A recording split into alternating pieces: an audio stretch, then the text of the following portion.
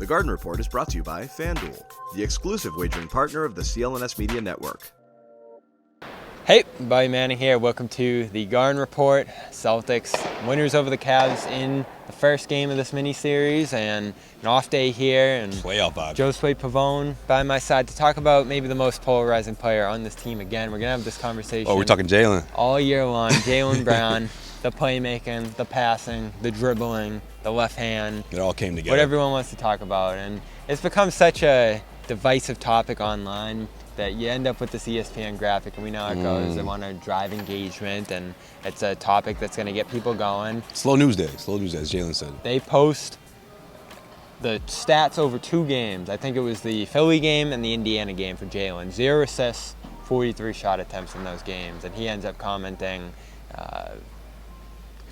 watch the IG, game, right? or something Yeah, like that. yeah, that's right.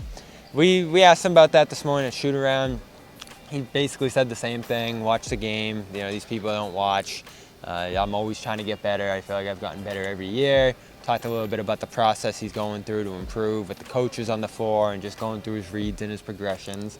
And then this game against the Cavs on Tuesday, he makes that pivotal pass to Tatum. Now, it's still 4 assists, 3 turnovers, and that's where we're going to get into a debate here, where he's always kind of been that 1 assist for 1 turnover kind of guy. It's not the strong suit of his game. We know that if he had any weakness where he needs to really improve, it's that ball handling and playmaking aspect.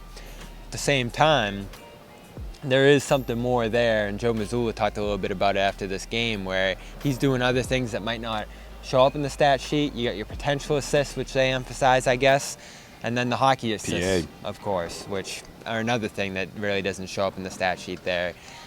Which side do you lean on at this point? Are you still, like John, scrutinizing Jaylen hard, saying he's got to be better, he's about to make $300 million, or are you saying that he's getting a little bit too much scrutiny for how good he is? I think he's getting a little bit too much scrutiny, if you ask me. And I just think this whole transition into implementing guys like Porzingis and Drew Holiday and what that means to the offense, I think it's been a struggle a bit. I don't think it's something that's alarming. I don't think it's something that we have to, put a graphic up. Look, the 2-game thing, I'm not crazy about that either. If it was 3, 4, okay, I guess it's worth mentioning. If you're ESPN, that's what you do. You point things out like that so fans react to it, and you're a topic of conversation for 2-3 days, which is exactly what's happening right now. So ESPN, that's what you're supposed to do. But to credit what Joe Mazzulla said after this game and what Jaylen said to you guys at shoot-around, I mean, there's way more to it than looking at stats, traditional stats and assists and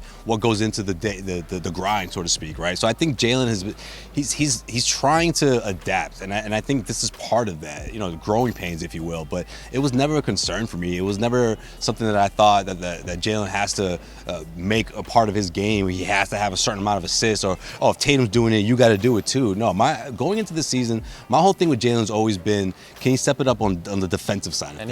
And he has. So he checked that box, and I'm okay with that. I want to see more of that.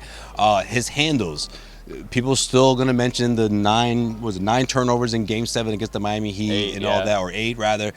Look, that's going to be something that's attached to him until next postseason. That's just the way it is in the NBA. But obviously, you can make a strong case before that, and I think Jaylen is on his way, if you ask me. It's still a small sample size in the sense of, who he is as a facilitator or as a passer. I mean, to credit what Joe Mazzulla said after this game, is that the number one most important thing for Jaylen, for this team? No, it's the opposite. It's being the guy on the other end of that, right? Scoring and finding that consistency and finding other guys to get involved in that playmaking aspect. So I just think Jaylen's doing a good job of trying to just piece it all together, and I don't think it's a process that we have to be concerned about before Christmas. No, and it's still early. And hear those comments in full from Joe after the game on this. Got some criticism recently for the 0 assists in back-to-back games. How much do you assess his play by the assist total? Like, does that kind of? It's one of the most misleading stats of all time. You know why? Why is that? You know what has to happen for you to get an assist? Made basket. Yeah. So what we look at are potential assists. And so to me, it's one of the most misleading things to say a guy didn't get an assist. That doesn't mean he didn't pass. It doesn't mean he didn't make the right read. It just meant on his potential assist opportunities, those shots didn't go in. And I think that's what's important for our guys what success looks like. Jaylen averaged like 5.5 potential assists in those 2 games. And in reality, we don't need him to average more potential assists. We need him to score. We need to put him in position to where he can get out in transition and run. He can get those easy baskets. He can get inside the paint. And so I make sure I talk to them about, like, 43 is whatever it was and 0 assists, but here are your potential assists, and here are the 2 or 3 possessions where you may have been able to take another play. But for this team, it's important that success isn't defined by stuff like that, because it's misleading and it's not fair to them. And that's where tonight, like, for Jaylen, he's not going to get the credit for the couple of the big plays that he'll make. And for Jason, no one's going to be like, 25, 10, and 10. Like, to me, how are we not talking about that first? Of his ability to dominate both ends of the floor and, like, be a playmaker for everybody, and, like, for his presence and his ability to make all his teammates better. Like, that stuff is more important than, like, a stat line. And we have to understand that. FanDuel is the exclusive wagering partner of the CLNS Media Network. Right now, new customers get $150 in bonus bets with any winning $5 moneyline bet. FanDuel, official partner of the NFL. So I'm glad he jumped in. Joe standing on business right there. Look at him. And I'm glad he jumped right in with a quick it. response. So there's 3 things here for me. The potential assists.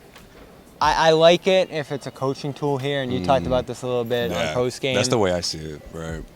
Oh, you had 0 assists. You didn't have the best passing game. Well, look how many potential assists you had. You're going through the process, right? Guys have to make shots, as he mentioned there, as you pointed out. Oh, yeah, I answered it. I was like, what did I do? Oh, yeah. But number 2. I'm telling you, you leave a question out there and you leave the pause for emphasis, 9 times out of 10. And if I'm really into what you're saying, I'm going to answer it. I'm going to answer it out loud. Number 2, I don't really buy the potential assist thing. Everybody has them, right? I look at it as a tool, man. And if Joe wants to put it out there as of, look, I see the game differently than you, then so be it. That's fine. I have no problem with that. I encourage that. I love to see Mazzulla defend his guys when it's the right time to do so. And this is one of those cases for sure. Yeah, and I'm not going to use it myself, but you're right. It's a tool. Number 3. It's a great tool from a coaching aspect. I love how he throws in the end there. We don't need him to be that passer, as you just said. We need him to be a scorer. We need him to be a finisher. I didn't say we don't need him, though. I just think that's like number 4 on his list. Exactly. Yeah, there's other guys on this roster who are better at it. And exactly. Jalen's talked too. He still wants to get better at it. He still wants to do it. Right. But I think on this roster, it's less important that he does. And that's why his turnovers are down a little bit. Right. Still getting the 3-4 assists a game, as he has for pretty much his whole career. So we know it's a weakness.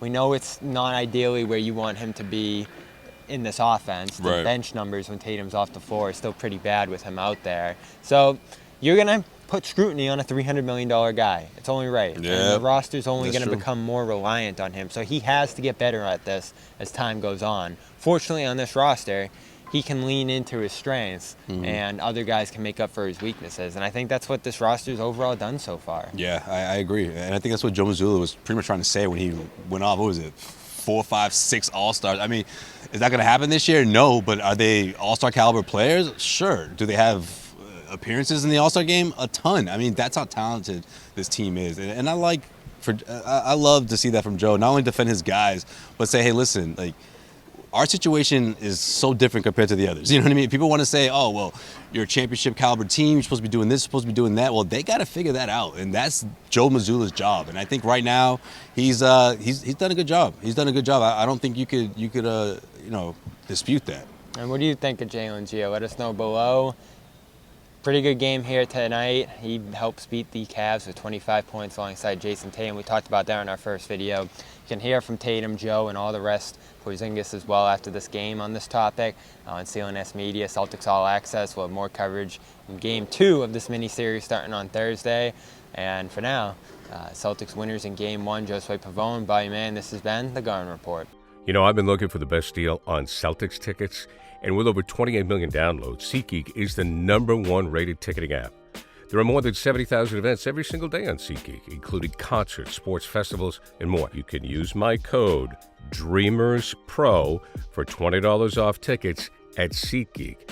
That's $20 off your first purchase with promo code DREAMERSPRO. Make sure you check the link in the description to download the app.